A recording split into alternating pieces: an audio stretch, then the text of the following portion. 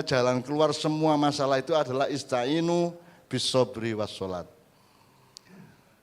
Sabar taruh sholat. Nek kue kurang sabar sholat ben luwe sabar. Terus ben kue sergap sholat sabaro. Jadi sabar supaya sholat, sholat supaya sabar. Mengkui.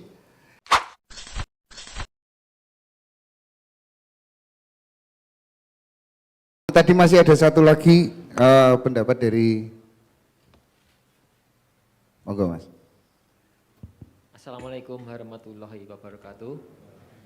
Saya kesini cuman pengen berkeluh kesah, ingin curhat sedikit. Saya kan barusan dapat musibah, bapak saya kan meninggal kemarin 2 April. Sebenarnya bapak saya kan udah lama, sekitar 1 tahun lebih kena stroke. Terus berhubung susah makan, susah minum kan akhirnya kita bawa ke rumah sakit Siloam. Akhirnya di sana diinfus, disonde, alhamdulillah udah seger. Ada rencana kita pengen bawa pulang karena memang fit, sudah bisa dikatakan seger, terus kita pengen home care di rumah.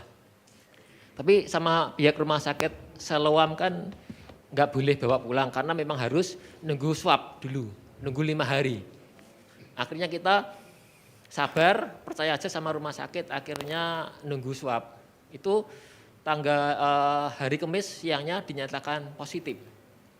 Dan anehnya malamnya kita dikabarin bapak ngedrop langsung meninggal. Padahal sebelumnya tuh bener-bener fit, kecuali kalau sebelumnya bener-bener udah ngedrop, lama-lama ngedrop meninggal kan wajar. Tapi sebelum hari Kamis dinyatakan positif, itu bapak saya udah seger. Cuma keluarga dikabarin bapak baik-baik aja, seger. Kita cuma dilihatin fotonya. Terus pas malamnya dinyatakan, siangnya dinyatakan COVID, malamnya dinyatakan kritis terus meninggal. Dan yang saya bikin aneh, saya bukannya nuduh ya, cuman curiga. Sewaktu saya ikut mengurus jenazah bapak saya, seperti ada luka. Di kuping sebelah kanan seperti luka lebam, pukulan benda tumpul. Saya aneh. Terus bibir seperti sobek. Ya saya nanya sama petugasnya yang merawat jenazah, kan saya juga ikut merawat dari keluarga. Saya nanya, ini apa Pak? Kok ada luka lebam kuping sebelah kanan? Oh nganu Mas, miringnya ke kanan. Saya nggak mungkin, 1 minggu bapak saya itu tangannya diikat. Jadi kalau miring ke kanan nggak mungkin. Tapi kenapa kok kuping sebelah kanan ada kayak luka lebam? Kalau saya yakin ini cuman konspirasi, di COVID kan terus dihabisin. Terus apa yang harus saya lakukan? Kalau mau lapor polisi percuma, pasti mentah. Karena polisi sekarang hanya alat kekuasaan. Terus bisanya apa? Ya udah salah satunya mungkin curhat sama Allah, sama ke Cak Nun. Siapa tahu bisa benar-benar mengobati kesedihan saya gitu. Terus apa ini yang harus kita lakukan? Ya bisanya saya cuma sabar. Sabar nggak bisa ngapa-ngapa, cuma nunggu ramalannya Joyoboyo. Wong Jawa tinggal separuh, wong Cina tinggal sak jodoh gitu. Ya wis gitu aja. Kita hanya nunggu skenario Tuhan aja, karena kita saat ini nggak bisa apa-apa. Gitu. Terima kasih Cak Nun. Assalamualaikum warahmatullahi wabarakatuh. Matur nuwun Mas, itu salah satu saya nyun sewu Mbah. Saya mungkin mengkaitkannya dengan ketoprak, tapi nanti yang mengkaitkan dengan Qurannya Mbah Nun, Pak Muzamil atau Mas Helmi yang lebih mengerti, karena saya belum pernah naik onta jadi Arabku apik. Tapi intinya nek iki mau ceritane Suminten Edan. Dia menjadi gila karena dia tidak kuat menghadapi sesuatu masalah yang di luar perkiraan dirinya, dia ternyata tidak kuat. Dan tapi nek kasusnya Mas iki, saya menduga Suminten digawe edan. Jadi bukan karena beliau tidak kuat atau si Suminten ora kuat, can digawe edan, disengaja diedanke. Karena kasus Suminten digawe edan ini menurut saya banyak sekali sekarang ini. Mungkin itu yang terjadi, tapi ya pancen bener. Suminten digawe edan, lah sing gawe edan sapa? Kowe wani ra? Kowe iso ra? maksudnya mendekat atau apapun kepada sing gawe edan si Suminten ini, karena ternyata akhirnya nek endingnya kaya ngendikane Mas mau ada win-win solution sing akhirnya oh ya wis ngono apik digawe penak digawe apik terus ditambani mungkin jadi no problem, tapi ketika diedanke dan kemudian ditinggal lunga ini yang mungkin ini saya pandangan saya gitu seperti itu. Mungkin ada sesuatu Mbah Nun. Gini Mas, kalau ngomong netral ya, ada yang namanya candlelight phenomenon.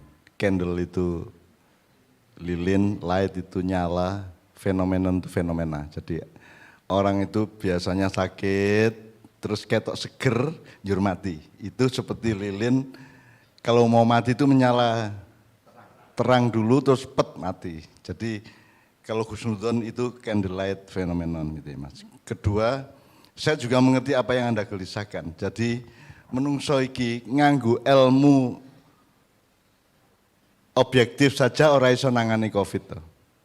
Belum lagi ilmu kemudian dimanajemenkan oleh suatu pemerintahan atau sistem otoritas itu juga tidak mampu. Apalagi sistem otoritas ini kambon atau terkontaminasi. Jadi kedokteran bisa dikontaminasi oleh kepentingan ekonomi, bisa oleh kepentingan kekuasaan dan politik dan seterusnya.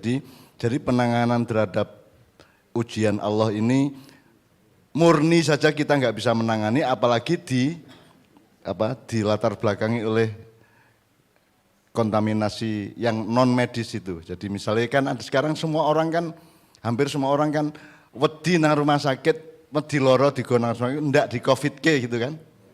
Takut di Covid kan itu artinya ada fakta bahwa belum tentu Covid tapi diklaim sebagai positif Covid. Jadi ada fenomena seperti itu. Saya tidak menyalahkan siapa-siapa, tapi saya hanya membahasakan bahwa wong menangani secara ilmu apa anane wae ora iso dan tidak bisa memanage secara apa adanya, dan itu kita punya ajuan Pak Dr. Prianto dari Tulungagung itu.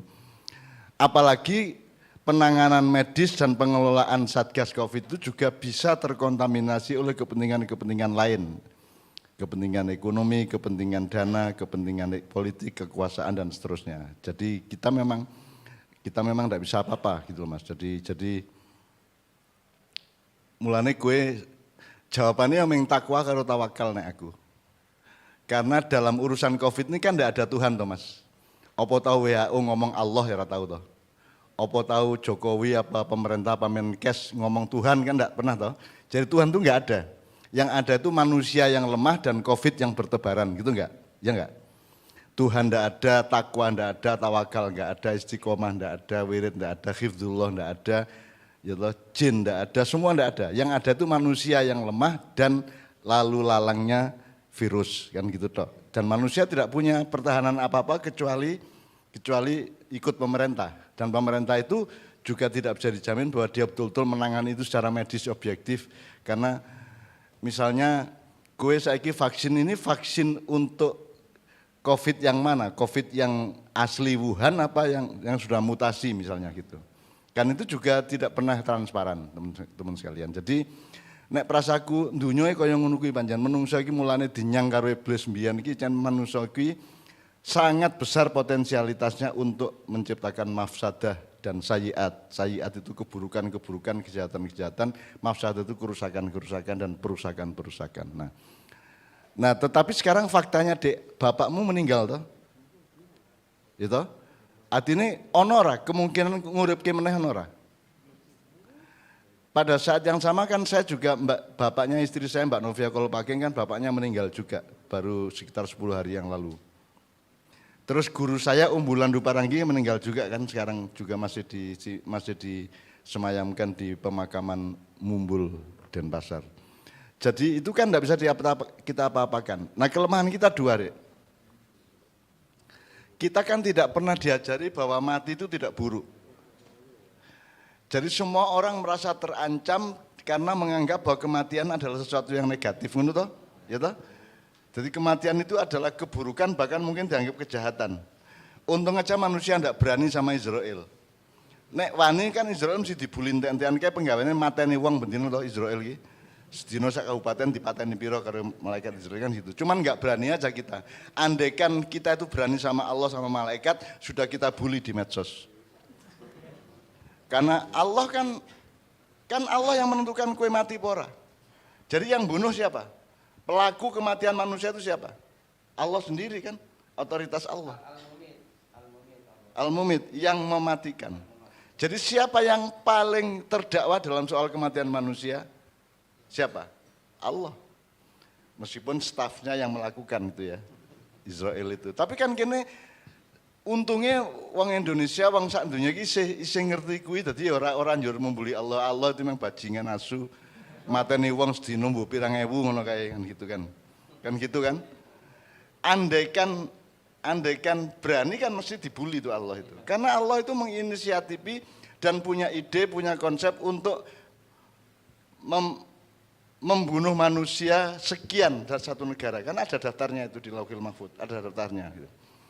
Cuman masalahnya kan kita ini tidak diajari oleh ulama-ulama kiai-kiai bahwa kematian itu bukan sesuatu yang negatif. Kematian itu kan langkah transformatif dari hidup kita yang fisik dan material ini menuju kehidupan berikutnya yang kita tidak tahu. Dan ilmu pengetahuan juga tidak berorientasi sama sekali ke sana. Maka seluruh dunia ini kan problemnya adalah hidup sesudah mati atau what is after death, kan gitu kan semua pertanyaannya. Nah, mendapat ketenangan ketika ada konsep Islam. Ya konsep Islam gampang Pak. Iki dudu mati le kowe, kalau saya itu deformasi. Jadi dulu kan aslinya kita juga hanya rohnya. Kita tuh cipratan dari roh Allah, kemudian dipadatkan, ditransformasi menjadi padatan fisik jasad ini, kemudian kita dikembalikan lagi, dideformasi menjadi roh lagi kan begitu. Jadi nek cara sing luwih gampang ini lah. Dari mati itu kan mengkowe dadi uler, njur dadi entung. Nah bar entung kan dadi kupu kan gitu. Nah kita kan tidak pernah meyakini bahwa kita itu sedang akan menjadi kupu-kupu. Memang kalau kupu-kupu itu kan sangat indah dan sangat menggambarkan jangan-jangan kita di surga besok itu bisa terbang juga. Mungkin aja Pak ya. Bisa terbang seperti kupu-kupu gitu loh. Dan yang jagoan Muhammad Ali karena Muhammad Ali petinju kan fly like butterfly, sting like a bee kan gitu kan. Pedoman tinjunya itu. Nah teman-teman sekalian, jadi nek prasaku kowe ra iso apa-apa kejaba legawa. Wis kowe pokoke innalillahi diapa-apake sebabe apapun jadi ya. Kowe kowe kan ora melu salah to, Dik.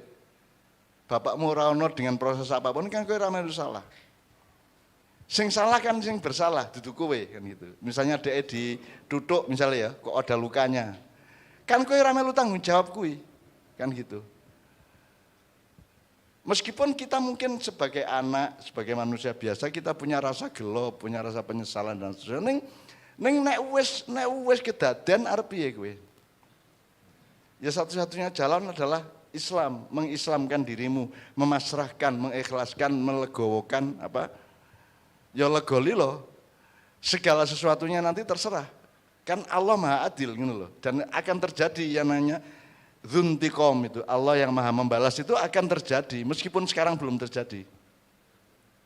Termasuk kalau bapakmu itu Islam tapi dimakamkan secara non-Islam misalnya ya, gue ya rasa gelo. Kan gue melu salah, dan bapak pun juga tidak terpengaruh apa-apa.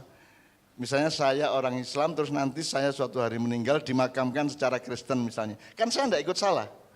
Kan urusannya nanti yang kena kan ya yang memakamkan saya. Jadi kue rasa, misalnya Qaddafi dipentungi, Muammar Qaddafi dipentungi, ditutui, dibandemi watu nganti ledeh ning dalan, ya. Kan Qaddafi tidak salah apa-apa, artinya dia hanya menanggung kesalahan selama hidup, tapi untuk urusan dia dipentungi tadi kan dia tidak salah apa-apa. Yang akan menanggung adalah yang bersalah. Nah jadi sekarang Anda, nek persaku ya dihilangkan itu gelo. Bismillah wis ikhlas ke bapakmu supaya dia juga lancar di dalam deformasi yang dia lakukan menjadi bagian dari ruh Allah kembali kan gitu.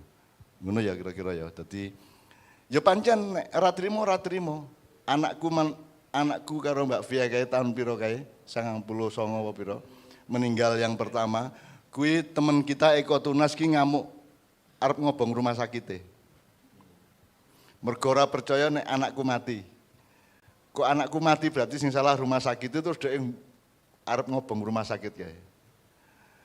Jadi itu saya paham karena manusia memang begitu gitu ya. Tapi kan satu-satunya pilihan yang terbaik adalah innalillahi wa inna ilaihi rajiun. Apapun prosesnya, nanti kalau ada yang bersalah dalam proses itu, yang bersalahlah yang akan mendapatkan balasan dari Allah.